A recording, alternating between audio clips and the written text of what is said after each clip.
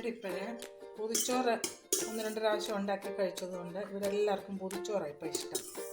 ഇന്ന് ഞായറാഴ്ച ദിവസം ഞങ്ങൾക്ക് ഉച്ചയ്ക്ക് ഊണിന് പൊതിച്ചോറാണ്. അതിൽ തേങ്ങ ചുട്ടരച്ച ചമ്മന്തി,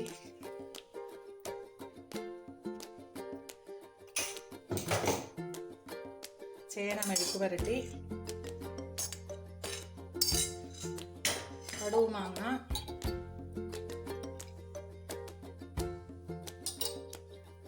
മത്തി വറുത്തത്. മത്തി ചോറിൻ്റെ മുകളിലോട്ട് വെക്കാം. അപ്പോൾ അതിൽ മീനിൻ്റെ ഫ്ലേവറെല്ലാം പിടിച്ച് നല്ലതായിട്ടിരിക്കും. ഇനി ഇത് നമുക്ക് പൊതിഞ്ഞെടുക്കാം.